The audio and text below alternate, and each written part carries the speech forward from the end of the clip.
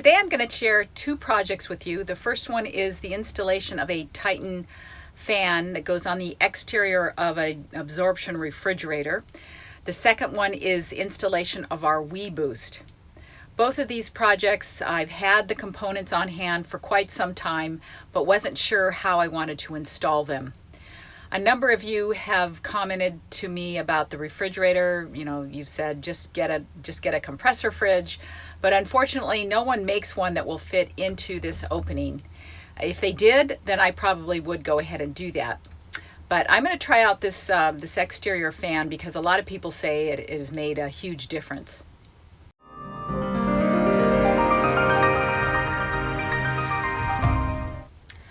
One of the things that Dometic had said to me when I called them on the phone was that we needed to do a test to kind of verify the temperature inside the refrigerator, where you put a cup of water in there and you put a thermometer in there and you leave it and then see what the temperature is. But that's not our problem. I can tell them exactly what the temperature is at any given moment because we have this sensor push that I installed, maybe 6-8 months ago, and I'll have a link below.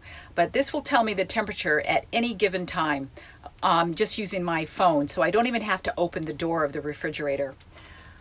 So the problem isn't that the temperature doesn't get cold enough. It does. It'll get below freezing sometimes, but at other times it will get 44, 45 degrees. It's gone as high as the low 50s. And that's despite the fact that the temperatures outside are mild. On our last trip, the temperature outside was 67 and the refrigerator was 44 inside. Okay, so enough said about the refrigerator.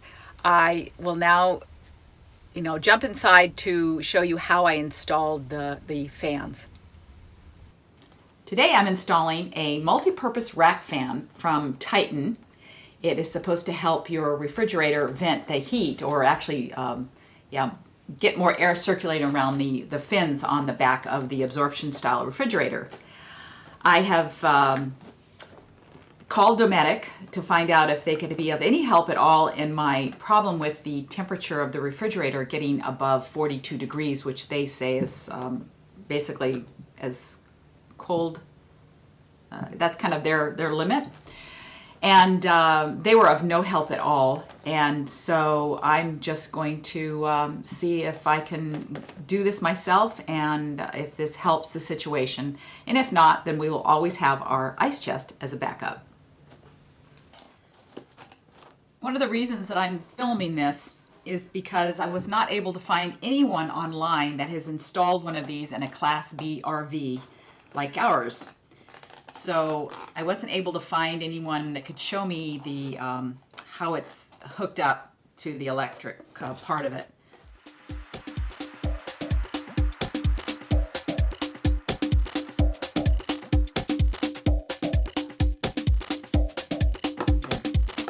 I'll have to read the directions. Okay, the first thing is to install these little, what do they call them? Rubber mats. On this side, the side that faces the outside of the van. Install those right here. And there.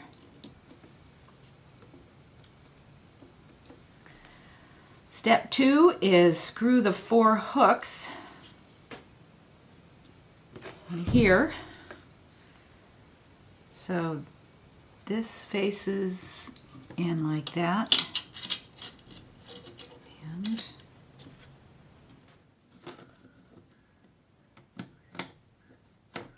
I initially installed 2 of those feet incorrectly. 2 were backwards. The ones that are closest to you are correct. It's the other ones that are wrong. That little flange that sticks out needs to stick in. So when I move over to the other side, you can get a glimpse of that little foot that sticks out of the middle.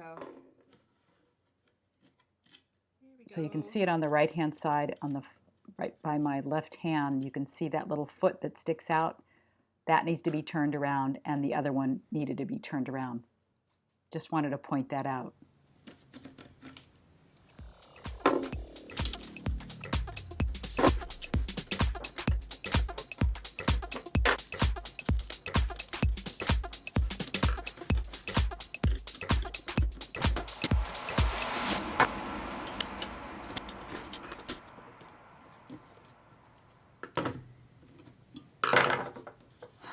Okay, well there's the easy part. Well, now we're at the point where the instructions are pretty much useless.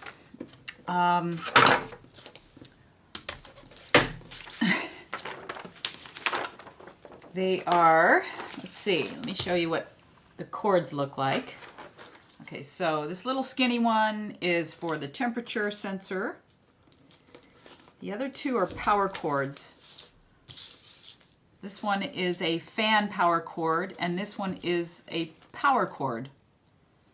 And beyond that, it doesn't tell me, I have no idea how to install it. So I've sent an email to my brother, and I'm hoping he will maybe FaceTime with me. In the meantime, I'm going to go down and fish these wires through from the inside of the van to the area in the refrigerator, or behind the refrigerator, where the power would be connected. First thing is to remove the vent.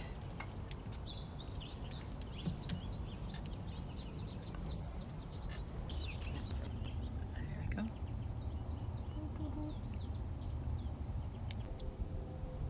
I'm going to try to fish this through the opening right here. So I can bend this down a little bit and I can see daylight through this crack.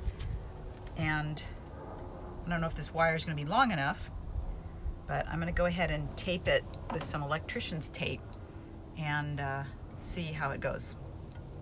Hold those. Oops.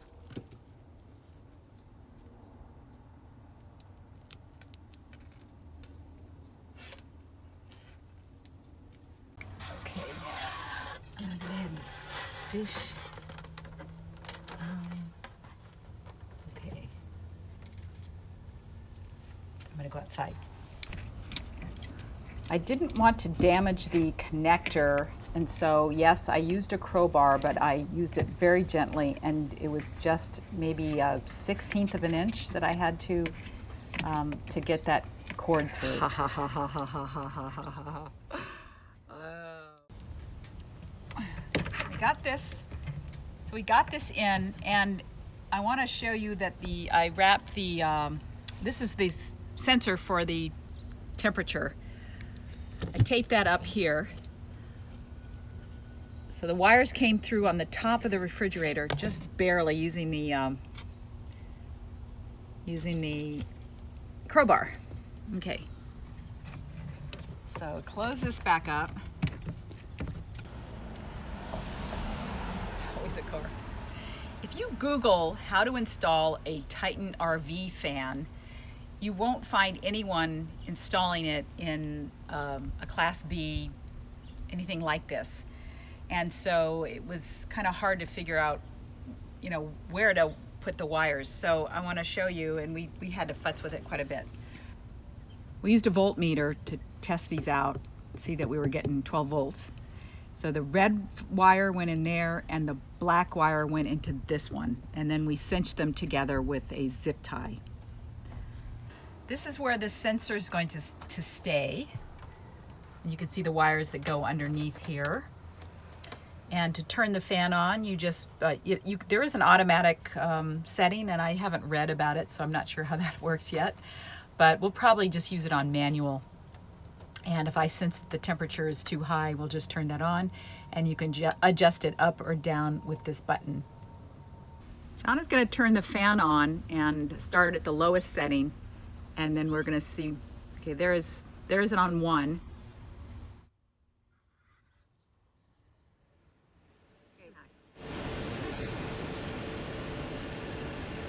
That's nice. That's going to push a lot of hot air out that vent. That was, I mean, if you're going to do this to like a pleasure way, it should be straightforward now that you know where to put the wires and everything.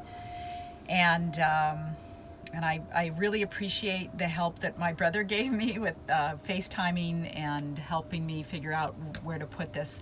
And then our neighbor came over with a voltmeter, and that kind of cinched the deal and made it, made it work. So I really appreciate both of their help. And if you have any questions about it, let me know below. With the second project, which was installing the WeBoost, We actually bought the WeBoost about a year ago, and we didn't install it because we didn't want to drill through the exterior of the van. We were hoping there might be some other way to do it. And I kept, looking on YouTube, trying to find someone who's done it, who has the same kind of rig that we have, and then who's installed a WeBoost. After installing the fan, the Titan fan, I realized that I could probably fish the antenna wire through the same opening that we fished the this thing through. So let me show you what I did. The first thing you need to do is run the cable through the upper louver, and it just slips right in, and then let it drop down below. Once I got the wire through this opening, you can see you can kind of push down on this. Once I fished it through, then I've wrapped it up here, and I'm going to get some better looking tape. That's just temporary. And then I will also get this down in a more fashionable way, and then ran the wire under there. And then up into this cabinet where all the media stuff is kept. This is the Blu-ray player that we don't use. So I've unplugged the Blu-ray player. This is the plug. I had to order this from Wilson WeBoost because when we got our WeBoost, we got the one that plugs into one of those cigarette lighters. So we got the AC. So this is an AC plug. So we got the AC so we could just plug it in. Yes, the inverter has to be on, but that's no big deal. So this is where, well, actually we'll install it back here on this wall. And then the paddle, or they call it the cookie bar, the candy bar, I guess. So here's the candy bar.